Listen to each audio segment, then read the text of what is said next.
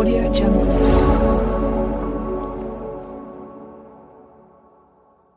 Hello friends, welcome to my channel CNA nursing academy. Myself Chhaya Chillar. आज हम देख रहे हैं previous year papers NORCET से रिलेटेड, और आज हमारा टॉपिक क्या है? ऑब्स एंड गायनी के क्वेश्चंस। हम अपनी वीडियोस में स्पेशल क्वेश्चंस लाते हैं हर टॉपिक वाइज। तो अब हम देखते हैं one by one obs and gynae के questions. Which type of anaemia most commonly seen during pregnancy? Pregnancy में कौन सा अनीमिया सबसे ज्यादा मिलता है? Sickle cell anaemia, physiological anaemia, Cooley's anaemia या हीमोलाइटिक अनीमिया? देखो, ये जो सारे अनीमिया हैं ये पहले भी हो सकते हैं, पर प्रेगनेंसी में सिर्फ कौन सा होता है? Physiological anaemia. इसमें क्या होता है कि ब्लड में हीमोडाइल्यूशन हो जाता है। ठीक है, एक्चुअल वो अनीमिया नहीं होता है, पर ब्लड में क्योंकि हीमोडाइल्यूशन हो जाता है प्रेगनेंसी की वजह से, उस वजह से जो अनीमिया होता है वो पैथोलॉजिकल नहीं फिजियोलॉजिकल होता है। ठीक है, तो right answer is B. Pap smear test is used for, ये हमने पहले भी अपनी वीडियोस में आपको बताया है, screening for cervical cancer, screening for ovarian cancer, screening confirmation for cervical cancer या कंफर्मेशन ऑफ ओवेरियन कैंसर।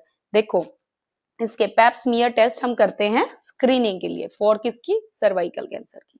ठीक है, पैप स्मीयर डायरेक्टली किससे रिलेटेड होता है? सर्वाइकल कैंसर से। नेक्स्ट अब है LMP is 12 July 2018, then what will be the expected date of delivery, that is EDD। अगर हमारी लास्ट डेट ऑफ मेंस्ट्रुएशन 12 जुलाई है तो जो EDD है यानी कि एक्सपेक्टेड डेट, डिलीवरी डेट क्या होने वाली है? तो ये कैसे हम निकालते हैं? 9 मंथ प्लस 7 डेज। अगर हम 12 में 9 मंथ, इसमें जुलाई में 9 मंथ हमको ऐड करना है। जुलाई से मतलब अगस्त, सितंबर, अक्टूबर, नवंबर, दिसंबर, जनवरी, फरवरी, मार्च एंड अप्रैल। तो 9 मंथ हमारे कब हो रहे हैं? अप्रैल में। और उसके बाद 12 में हमें कितने डेज ऐड करने हैं? 7, यानी कि 19, यानी कि 19 अप्रैल। अब ये सारे 19 में है, हमें कंफ्यूज नहीं होना। 9 मंथ भी हमें प्रॉपरली कैलकुलेट करने हैं। तो हमारा राइट आंसर क्या आ रहा है? 9 जुलाई, नहीं सॉरी, 19 अप्रैल 2019। ये 18 है तो ईयर भी हमारा चेंज हो गया, नेक्स्ट वाले ईयर में चले गए। Which of the following function of fallopian tube? अब फेलोपियन ट्यूब का हमारी बॉडी में क्या फंक्शन होता है? Ovum production, sperm production, implantation या फर्टिलाइजेशन? देखो, ओवम प्रोडक्शन कौन करता है? ओवरीज करती है।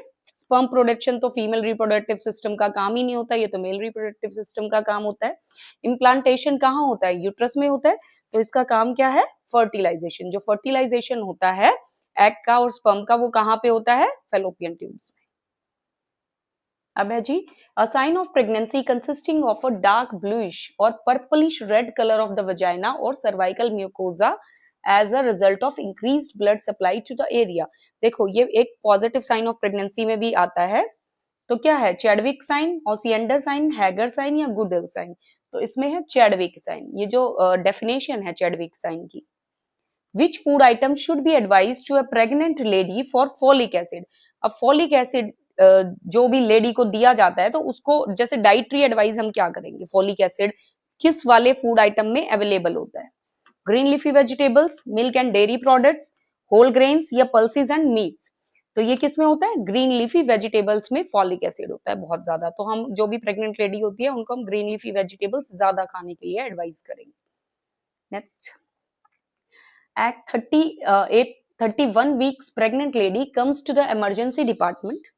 A fetal fibronectin test is performed and result got positive. A positive fetal fibronectin test indicate to, अब ये जो अगर 31 वीक्स ऑफ प्रेगनेंसी में लेडी आती है और हम उसका इमरजेंसी में फीटल फाइब्रोनेक्टिन टेस्ट कराते हैं, तो इसका मतलब क्या है? इसका मतलब है प्रीटर्म बर्थ, एपीएच, प्रेसिपिटेशियस लेबर या प्रोलॉन्ग लेबर। इसका मतलब है प्रीटर्म बर्थ, जो लेडी की डिलीवरी 7 से 10 दिन में होने वाली है। ठीक है, ये क्या इंडिकेट करता है? अगर पॉजिटिव है तो preterm birth. Most common type of episiotomy performed during labour. अब लेबर में जो एपिजोटमी होते हैं, जो स्टिच लगा, वो जो कट लगाते हैं, तो वो कौन सी उसके लिए जो सबसे ज्यादा यूज करी हुई साइट क्या होती है? राइट मीडियोलेटरल, लेटरल, जे शेप्ड या मीडियल? देखो, इसमें सबसे ज्यादा है राइट मीडियोलेटरल। इसको हम जब भी अपने डॉक्यूमेंट्स में भी लिखते हैं, आपने भी लिखा होगा RML लिखते हैं। ठीक है, RML। तो राइट मीडियो लेटरल, तो ये सबसे ज्यादा यूज होती है। बहुत बार हमें पता ही नहीं होता, हम लिख रहे होते हैं डॉक्यूमेंट्स में आरएमएल जब भी हमने अपने ऑप्स के डॉक्यूमेंट्स बनाए होंगे तो उसकी फुल फॉर्म होती है right mediolateral. Next question, during an ultrasound at 32 weeks of gestation, यानी कि 32 वीक्स की प्रेगनेंसी है, the doctor notices golden coloured amniotic fluid, the mother is RH negative and has not received RH immunoglobulin prophylaxis, what is the likely cause. अगर mother RH negative है, उसको immunoglobulin भी अभी तक नहीं लगा है, 32 वीक्स की प्रेगनेंसी है, गोल्डन कलर एमनियोटिक फ्लूइड है, तो इससे क्या है, RH incompatibility, meconium stain fluid, post term pregnancy, या नॉर्मल एमनियोटिक फ्लूइड कलर है ये। नहीं, देखो इसमें RH इनकम्पैटिबिलिटी होने के चांस है, ठीक है। मदर RH नेगेटिव है, हो सकता है उसका जो फर्स्ट बेबी है वो RH पॉजिटिव रहा हो, उसको उस टाइम पे इम्यूनोग्लोबुलिन नहीं दिया हो, तो जो सेकेंड टाइम पे क्या होता है, हमारी बॉडी उसके अगेंस्ट एंटीबॉडीज डेवलप कर लेती है, तो इस केस को RH इनकम्पैटिबिलिटी कहते हैं। देखो ऑलरेडी इन्होंने बार बार RH बोला हुआ है, तो और सारे ऑप्शन तो हो ही नहीं सकते, यही ऑप्शन है राइट, ठीक है। A sign of pregnancy consist of, ये पहले भी एक क्वेश्चन आया हुआ है, तो ये क्वेश्चंस बार बार नॉर्थ सेट के एग्जाम्स में रिपीट हुए, ठीक है। Dark bluish purplish red colour की वजाना या सर्विक्स होती है, तो उसको कौन सा साइन कहते हैं, दैट इज चैडविक साइन, ये पहले भी मैंने बताया था। A pregnant lady came to the hospital for ANC. Which medicine prescribed by on-duty doctor to prevent NTD? NTD क्या होता है, न्यूरल ट्यूब डिफेक्ट, ठीक है। ब्रेन से रिलेटेड जो डिफेक्ट्स होते हैं वो ना हो बच्चे को, तो उसके लिए लेडी जब हॉस्पिटल में आती है उसको कौन सी मेडिसिन दी जाती है, फॉलिक एसिड, जिंक, आयरन या फॉस्फेट, उसको दी जाती है फॉलिक एसिड, ठीक है। फॉलिक एसिड इवन प्रेगनेंसी से पहले भी, when you are planning for pregnancy ना, बट कई लोग प्लान करके प्रेगनेंसी करते हैं, तो उस टाइम पे भी फीमेल को फॉलिक एसिड एडवाइस कर दी जाती है एडवांस में। तो जब भी लेडी आती है न्यूरल ट्यूब डिफेक्ट को प्रिवेंट करने के लिए हमको फॉलिक एसिड देनी होती है। Dose of IFA for pregnant lady in anaemia मुक्त भारत कैंपेन, अभी पूरे इंडिया में अनीमिया मुक्त भारत कैंपेन चल रहा है, अब उसमें IFA की डोज क्या है, IFA बोले तो आयरन फोलिक एसिड, 100 mg और 250 mg, 20 mg और 150 mg, 30 mg और 200 mg, 60 mg और 500 माइक्रोग्राम, ठीक है। तो इसकी क्या डोज है, फॉलिक एसिड की है 60 mg और इसकी 500 microgram, तो D is the option. A 25-year-old pregnant woman in her second trimester, ठीक है, visit the clinic for a routine checkup. The dietitian advised her to increase her caloric intake to support fetal growth. Based on ICMR 2020 guideline, what is the recommended extra calorie requirement during this stage? यानी कि जो आपका second trimester है उसमें अगर lady की calorie requirement increase करनी है, हमें नॉर्मल से इंक्रीज करनी है ताकि फीटल की ग्रोथ अच्छे से हो पाए, तो हमको उसको कितनी कैलोरी और इंक्रीज करनी होती है, ICMR गाइडलाइन क्या बोलती है इसके बारे में, 300, 250, 500 और 1000। देखो प्रेगनेंसी के लिए वो क्या बोलते हैं, 270 to 300 कैलोरीज आप इंक्रीज कर सकते हो, तो 300 ए इज द राइट आंसर। और लैक्टेशन में कितनी करते हैं, 500, ठीक है, ये क्लियर होना चाहिए। प्रेगनेंसी में 300 और लैक्टेशन में एडिशनली 500, तो A is the right answer. You are posted at PHC after delivered a baby. In which bag you should discard the placenta? देखो ये BMW से रिलेटेड क्वेश्चन हो गया है, जैसे ही आपकी डिलीवरी हुई प्लेसेंटा को आप कहाँ डिस्कार्ड करेंगे, येलो, रेड, ब्लैक और ग्रीन, तो इसका आंसर है येलो बैग में, क्योंकि येलो बैग में क्या आते हैं, सारे जो एनाटॉमिकल वेस्ट होते हैं, जो भी बॉडी फ्लूइड से रिलेटेड होते हैं, वो सब किस में जाते हैं, येलो बैग में, तो हम प्लेसेंटा को भी येलो बैग में डिस्कार्ड करेंगे। अब ए 38 weeks pregnant women admitted in labour, on duty nurse know about the right sequence of the mechanism of labour. जो भी एक लेडी डिलीवरी के लिए 37 वीक्स यानी कि फुल टर्म डिलीवरी है 37 के बाद, तो वो डिलीवरी के लिए एडमिट होती है, तो क्या राइट सीक्वेंस ऑफ लेबर होता है, हमें सीक्वेंसिंग पढ़ाई जाती है ना लेबर की, कि क्या क्या स्टेप पहले होगा, तो वो देखते हैं इसमें राइट क्या है। इससे बेटर है मैं आपको सही वाला ही बताऊं, क्योंकि इसमें आगे पीछे ये ऑप्शंस दिए हुए हैं, तो राइट सीक्वेंस क्या है वो मैं आपको बताती हूँ। सबसे पहले क्या होता है, हमारा हेड एंगेजमेंट होता है, ठीक है, एंगेजमेंट का मतलब होता है अब वो पीछे नहीं जाएगा, बार बार हिलेगी नहीं, मूवमेंट नहीं होगी, अब वो एंगेजमेंट हो चुका है। उसके बाद क्या होता है, इंटरनल रोटेशन, फिर क्राउनिंग होती है। क्राउनिंग का मतलब क्या होता है, हमारा जो हेड है, बच्चे का हेड है, वो वजाइनल सरफेस पे विजिबल हो जाता है, वो उसके बाद वापस पुशअप नहीं होता। देन रिससिटेशन और external rotation, these are the steps of normal labour. Which condition is associated with the Stallworthy sign. अब सबसे पहले हमें पता होना चाहिए स्टेलवर्दी साइन क्या होता है। देखो, जब भी एग्जामिनेशन करते हैं और थोड़ा सा प्रेस करते हैं फीटस, उस फीटस को यूट्रस से, तो क्या होता है, ब्रेडिकार्डिया होती है फीटल। तो ये किस चीज का साइन है, आइडेंटिटी मोल, प्लेसेंटा प्रीविया, सर्कमवैलेंट प्लेसेंटा या एक्लेम्शिया, ये होती है प्लेसेंटा प्रीविया का साइन। ठीक है, जैसे ही वो प्रेस होता है तो ब्रेडिकार्डिया का साइन होता है, दिस इज स्टेलवर्दी साइन। ब्रेडिकार्डिया होती है फीटस को, तो हमें पता चल जाएगा कि प्लेसेंटा प्रीविया है। In which condition copper T should not be preferred, copper T किन लोगों को नहीं लगाते, hypertensive, anaemia, unexplained vaginal bleeding या लैक्टेटिंग मदर। इन सब में जो सबसे बड़ा कॉन्ट्राइंडिकेशन है that is unexplained vaginal bleeding, जब ऑलरेडी फीमेल को वजाइनल ब्लीडिंग हो रही है, क्योंकि कॉपर टी का एक कॉम्प्लिकेशन भी होता है, या आप ये बोल दो साइड इफेक्ट्स हो सकता है कि उसको वजाइनल ब्लीडिंग हो सकती है। अगर लेडी ऑलरेडी वजाइनल ब्लीडिंग में है तो हम उसको कॉपर टी नहीं इंट्रोड्यूस करेंगे। What is the most common cause of PPH, PPH मतलब पोस्टपार्टम हैमरेज। तो पोस्टपार्टम हैमरेज का सबसे बड़ा कॉज क्या होता है, atonicity of the uterus, trauma, oxytocics और प्रेसिपिटेस लेबर। तो इसका रीजन क्या है, atonicity of the uterus. Atonicity of the uterus क्या होता है कि जो यूट्रस जैसे चाइल्ड बर्थ होता है उसके बाद कॉन्ट्रैक्ट करता है, ठीक है, पर एटोनी, ए टोन मतलब उसका टोन खत्म हो गया, तो एटोनिसिटी का मतलब ये होता है। तो यूट्रस कॉन्ट्रैक्ट नहीं करता, कॉन्ट्रैक्ट नहीं करता तो ब्लीडिंग होनी शुरू हो जाती है, ठीक है, वो सॉफ्ट और फ्लैबी हो जाता है। तो this is the most common cause for PPH. अब है AG3A2POLO, यानी कि एक लेडी है जो 3 टाइम प्रेग्नेंट हुई है, उसके 2 अबॉर्शंस हुए हैं और उसका एक भी बच्चा पैदा हुआ ना जिंदा है, ठीक है, इसका ये मतलब होता है। तो वुमेन है वो 20 वीक्स ऑफ जेस्टेशन, प्रेगनेंसी के 20 वीक पे विजिट करती है एंटीनेटल क्लिनिक में। तो विच action should the nurse avoid, अब नर्स को क्या करना है, ऑलरेडी रिस्क है अबॉर्शन का, तो नर्स को क्या नहीं करना है, स्ट्रैपिंग ऑफ मेम्ब्रेन नहीं करनी है, सर्वाइकल एनसर्कलेज ऑक्सीटोसिस जेल या आईवी ऑक्सीटोसिन क्या नहीं देना है उसको, हम स्ट्रैपिंग ऑफ मेम्ब्रेन नहीं करेंगे, ठीक है। अब आगे है which hormone contraceptive method should not be used in breastfeeding mother, breastfeeding mother में कौन सा हार्मोनल हम नहीं देते हैं, हार्मोनल कॉन्ट्रासेप्टिव मेथड्स। तो सीधी सी है, सबसे बड़ा और कॉन्ट्रासेप्टिव हार्मोन कौन सा होता है, कंबाइंड ओसीपी। तो कंबाइंड ओसीपीज बिल्कुल कॉन्ट्राइंडिकेटेड होती है लैक्टेटिंग मदर्स में, ठीक है, क्योंकि ये जो ब्रेस्ट मिल्क को भी जो कम प्रोड्यूस होने देती है, तो ये बिल्कुल कॉन्ट्राइंडिकेटेड होती है लैक्टेटिंग मदर्स में combined OCPs. Next, a lady vaginal delivered a baby in labor room. On duty nursing officer know that after 7 days post delivery which type of lochia comes from vagina. Lochia क्या होती है, जब baby deliver हो जाता है तो जैसे periods होते हैं इस तरह से ब्लीडिंग होती है फीमेल को फॉर फ्यू डेज, ठीक है। तो उस ब्लीडिंग में उसको लोकिया कहा जाता है। उस लोकिया के भी 3 टाइप होते हैं, ठीक है। तो सबसे पहले वो नर्स ये पूछ रहे हैं कि उस नर्स को पता होना चाहिए कि जब वो 7 डे पे विजिट कर रही है तो किस तरह की लोकिया उसकी होनी चाहिए।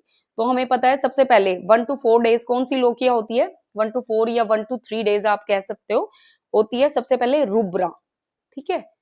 उसके बाद आती है serosa and last one is, यानी कि 4 to 7 डेज में कौन सी होती है सिरोसा और 7 to 10 डेज में कौन सी होती है Elba.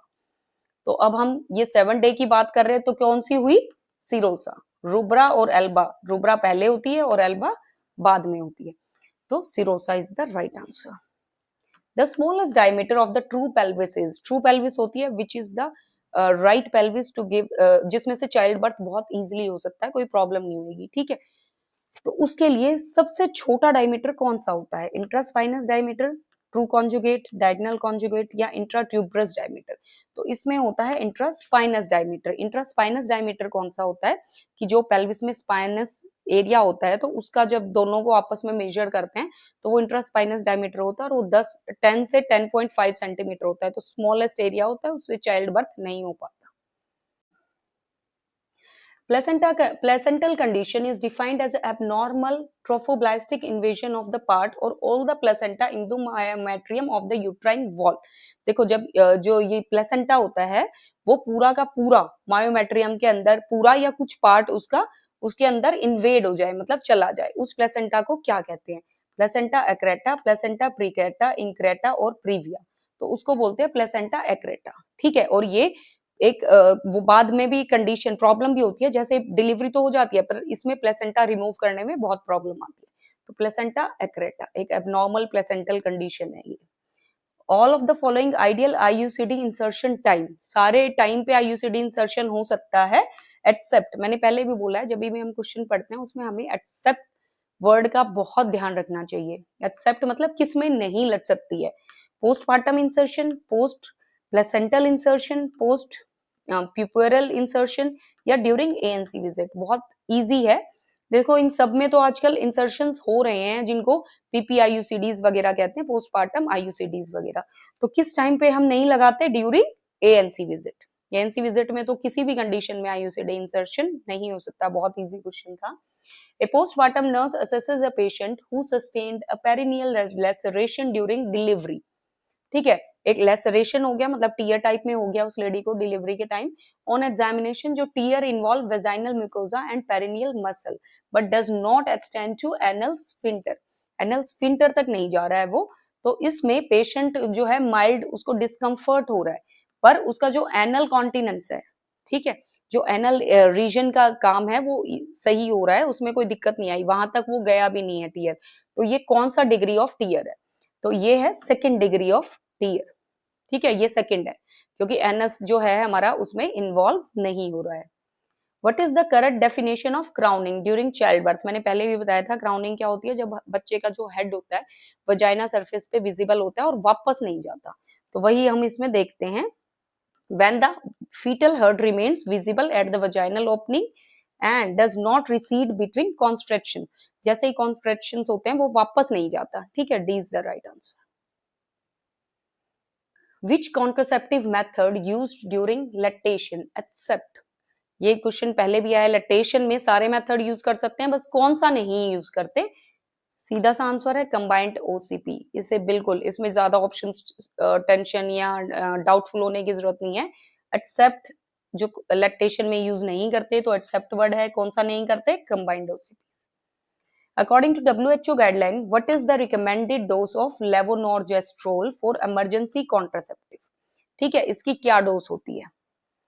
1.5 mg, 1.5 microgram, 3 mg and 3 international unit. तो इसका है 1.5 mg माइक्रोग्राम, मतलब 1.5 mg।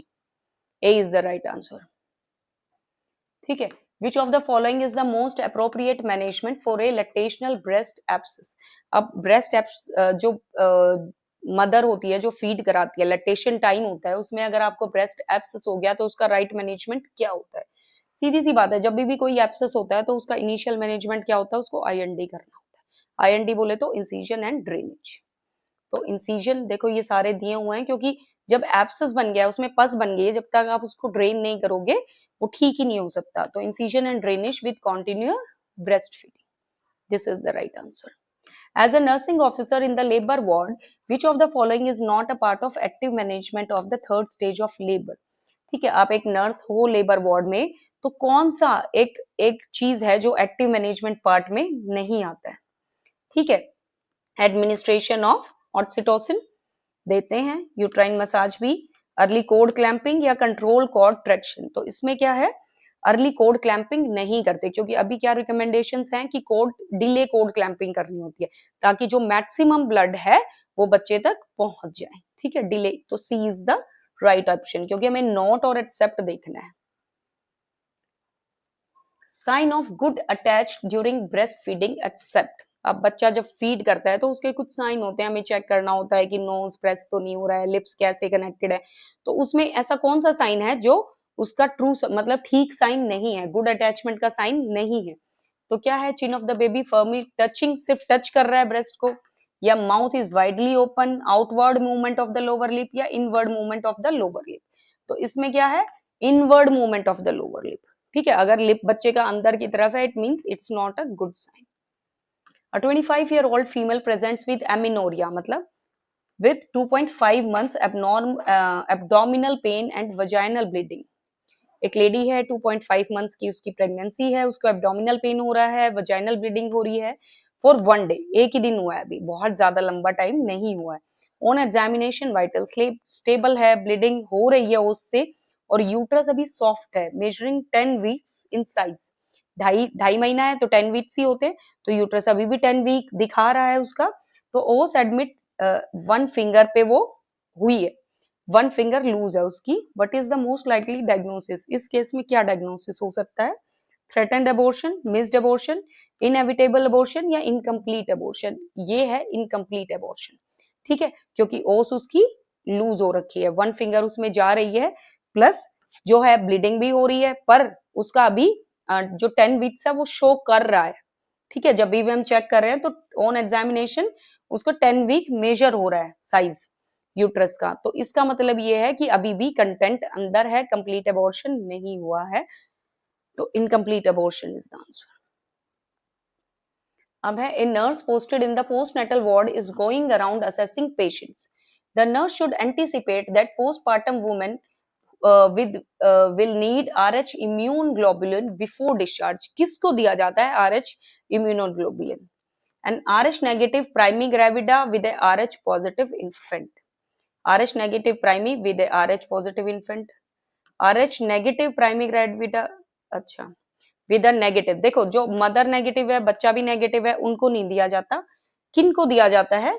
जिसमें मदर क्या है, मदर है नेगेटिव और बच्चा क्या है पॉजिटिव। अगर बच्चा मदर पॉजिटिव बच्चा पॉजिटिव नहीं देते, मदर नेगेटिव बच्चा नेगेटिव उनको भी नहीं देते, मदर पॉजिटिव है और बच्चा नेगेटिव है उनको भी नहीं देते। तो ये किनको देते हैं? जब मदर नेगेटिव है उसका ब्लड ग्रुप और बच्चे का वो ब्लड ग्रुप क्या आ जाता है पॉजिटिव, उन लोगों को RH इम्यूनोग्लोबुलिन दिया जाता है ताकि नेक्स्ट प्रेगनेंसी में प्रॉब्लम्स ना हो। All the following muscles are cut during episiotomy except, again except, कौन सी मसल नहीं कट होती है एपिजोटमी के टाइम पे? Superficial and deep transverse perineal muscle, sphincter ani muscles, bulbo spongiosus या लेविएटर एनी मसल। तो इसमें स्फिंटर एनी मसल्स को कट नहीं करते हैं एपिजोटमी के टाइम पे। अब है ए G3 यानी कि थर्ड ग्रेविडा है वो female, with a history of 2 previous second trimester abortions. उसके दोनों अबॉर्शंस कब हुई है? सेकंड ट्राइमेस्टर में, तो वो थर्ड है, अभी तक एक भी बेबी उसका नहीं है। अभी उसको 22 वीक्स हो गए हैं, यानी कि वो अगेन सेकंड ट्राइमेस्टर में पहुंच गई है, with cervical funnelling and a cervical length of 20 mm हो गई है उसकी, ठीक है। तो क्या अप्रोप्रिएट मैनेजमेंट इस केस में करना होता है? उसके पहले दोनों अबॉर्शन सेकंड ट्राइमेस्टर में हो गए हैं, अब वो थर्ड टाइम प्रेग्नेंट है, अब स्टिल उसको अगेन सर्वाइकल फनलिंग और सर्वाइकल लेंथ जो है 20 mm हो गई है, यानी कि again there is chance of abortion. तो हमको क्या करना है, क्या मैनेजमेंट करना होता है? Apply Fothergill stretch, apply cervical serralage, administer dinoprostone and bed rest, administer misoprostol and bed rest। इस कंडीशन में क्या करना होता है? सर्वाइकल सर्कुलेज करना होता है। इसमें क्या होता है कि वो सूचरिंग कर देती है सर्विक्स की, ठीक है, उसको सर्जिकल प्रोसीजर होता है, इसमें सर्विक्स को क्लोज कर देते हैं बिल्कुल, ताकि ब्लीडिंग या कुछ भी नीचे ना आए, ठीक है, और उसको at the time of delivery open करते हैं। मोस्ट कॉमन टाइप ऑफ एपिजोटमी, अब सबसे बड़ी कॉमन टाइप, पहले भी मैंने बताया क्वेश्चन, जे शेप्ड मीडियोलेटरल लेटरल या मीडियन। तो मीडियोलेटरल कभी भी स्ट्रेट नहीं देते, साइड में देनी होती है मीडियोलेटरल, ठीक है। और मीडियोलेटरल में भी अगर आपसे पूछते हैं कौन सी कॉमन है, then it is right mediolateral. तो फ्रेंड्स ये कुछ क्वेश्चंस थे ऑब्स एंड गायनी से रिलेटेड, ठीक है। आई होप आपको समझ में आए होंगे। इनसे रिलेटेड कोई भी आपको डाउट हो रहा है तो हमें कमेंट कीजिए और लाइक और सब्सक्राइब कीजिए हमारे चैनल को। Thank you.